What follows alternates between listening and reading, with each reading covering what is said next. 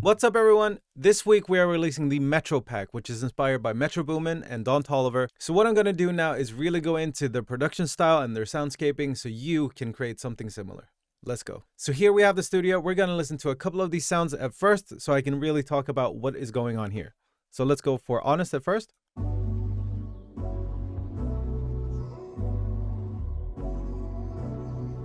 Kick and snare. Percussion.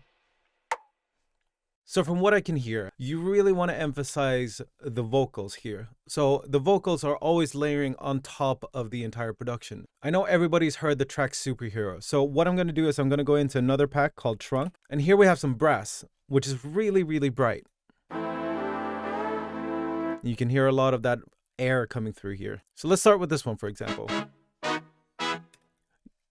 Now, to emphasize the high end, specifically in the vocals, what we can do is take out a lot of the high end in other parts of the track. So here, the most important thing is to really, really think about what you want to emphasize and what you want to live with the high end. So for example, in most of Metro's track, hi-hats are living up there, vocals are living up there. That's mainly the two things that live up in the high frequency space. What you can do is just add something as simple as a classic distortion or something along the lines of a filter. So we can try these off separately. I'm going to start off with a filter. So we hear this now and just cut it out.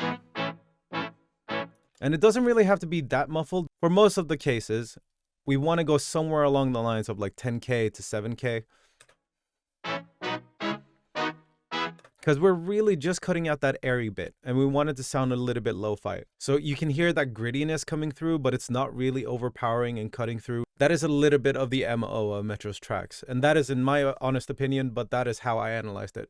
So let's add some Metro tracks to this now. And once we've added some drums, we have this.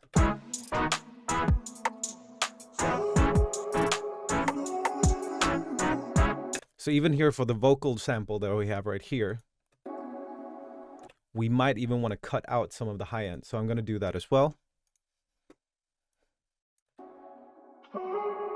Right. So now we have this. I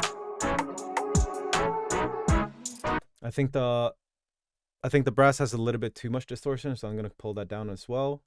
Pull the tone down. And now we can just add an 808 or a bass. So I added the Outlaws 808 and now we have this. Now the best tip I can give you here is to really think about what is supposed to live up there. Hi-hats is one, vocals is one, and then if you have any other lead instruments and stuff like that, that might be great as well.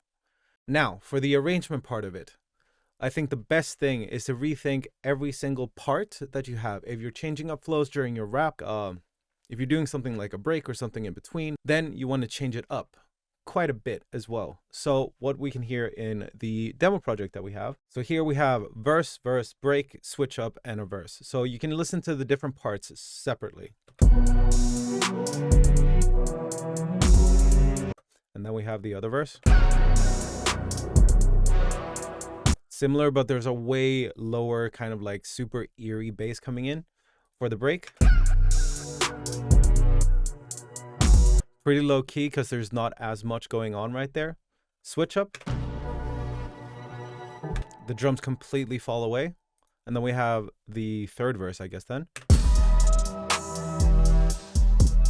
So you want to try to switch it up quite a lot and you want to make it a little bit more interesting for the listener to hear. If you're doing that within your rap, if you're doing that within the production, that is up to you. However, that is how I would do it. So with that said, thank you so much for watching. Hope you got some good tips out of that and I'll see you in the next one. Peace out.